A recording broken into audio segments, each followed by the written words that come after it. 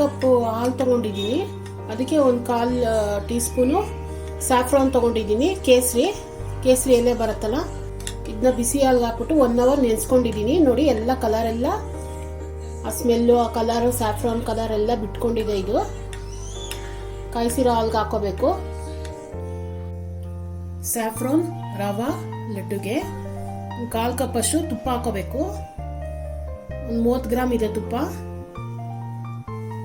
ಒಂದು 10 ಗ್ರಾಮ್ ಅಷ್ಟು ಗೋಡಂಬಿನ ಸಣ್ಣಗೆ ಚಾಪ್ ಮಾಡ್ಕೊಂಡಿದ್ದೀನಿ.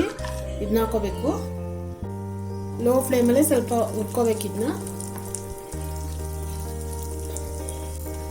ಸ್ವಲ್ಪ ಲೈಟ್ ಬ್ರೌನ್ ಆಗೋವರೆಗೂ ಹುರ್ಕೋಬೇಕು.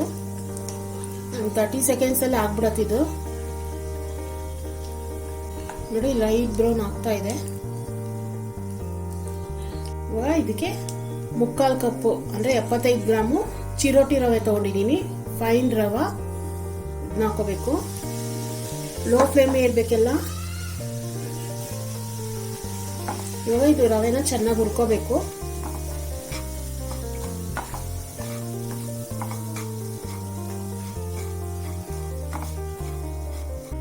ಗಮ್ಮನತ್ತೆ ಅರೋಮಾ ಬರೋವರೆಗೂ ಹುರ್ಕೋಬೇಕು. ಇದನ್ನ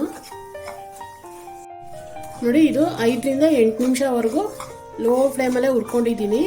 ಹಸಿ ವಾಸನೆ ಎಲ್ಲ ಹೋಗ್ಬೇಕಿದು. ಇವಾಗ ಸ್ಟವ್ ಆಫ್ ಮಾಡಿಬಿಡ್ಬೇಕು.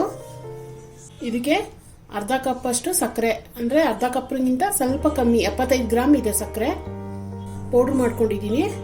ಇದನ್ನ ಹಾಕೋಬೇಕು. ಸ್ವಲ್ಪ ಮಿಕ್ಸ್ ಮಾಡ್ಕೋಬೇಕು. ಇದನ್ನ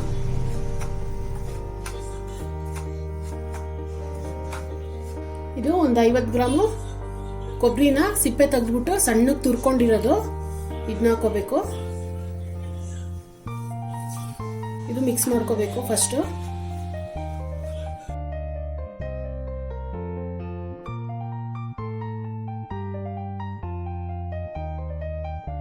ತುಂಬಾ ಬೇಗನೂ ಆಗುತ್ತೆ, ಈಸಿಯಾಗಿದೆ ರೆಸಿಪಿ ಇದು. ಇವಾಗ ಹಾಲಲ್ಲಿ ಕೇಸರಿ ನೆನೆಸ್ಕೊಂಡಿದ್ವಲ್ಲ, ಇದನ್ನ ಹಾಕೋಬೇಕು. ಇದೆಲ್ಲ ಮಿಕ್ಸ್ ಮಾಡ್ಕೋಬೇಕು. ಸ್ಟವ್ ಆಫ್ ಮಾಡ್ಬಿಡ್ಬೇಕು. ರವೆ ಹುಟ್ಟಿದ ತಕ್ಷಣ ತಿರ್ಗಾ ಆನ್ ಮಾಡೋದೇನು ಬೇಡ. ಸ್ಟವ್ ಸ್ವಲ್ಪ ಇದು ರವೆ ಎಲ್ಲ ಇದು ಹೀರ್ಕೊಳತ್ತೆ, ಹಾಲೆಲ್ಲ. ವಯಸ್ಸಾದವರೆಲ್ಲ ತಿನ್ಬೋದು ಇದನ್ನ. ಗೋಡಂಬಿ ಬೇಕಾ ನೀವು ಪೌಡ್ರ್ ಮಾಡ್ಕೊಂಡು ಹಾಕೋಬಹುದು, ಯಾರ ವಯಸ್ಸಾದವ್ರು ಇದ್ರೆ ಮನೇಲಿ. ಇಲ್ಲ ಅಂದ್ರೆ ಬಾಯಿಗೆ ಸಿಗ್ಬೇಕು ಅಂದ್ರೆ ಈ ತರ ಚಿಕ್ಕದಾಗಿ ಪೀಸ್ ಮಾಡ್ಕೊಂಡು ಹಾಕೋಬಹುದು.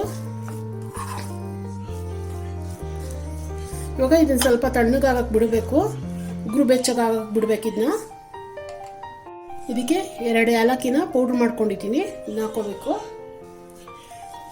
ನೋಡಿ, ಇದು ತಣ್ಣಗಾಗಿದೆ, ಉಂಡೆ ಕಟ್ಟು ಅಷ್ಟು. ಇವಾಗ ಇದಕ್ಕೆ 1 ಟೀ ಸ್ಪೂನ್ ಅಷ್ಟು ತುಪ್ಪ ಹಾಕೋಬೇಕು. ಹೀಗೆ ತುಪ್ಪ ಮಾಡಿಕೊಂಡು ಉಂಡೆ ಕಟ್ಕೋಬೇಕು.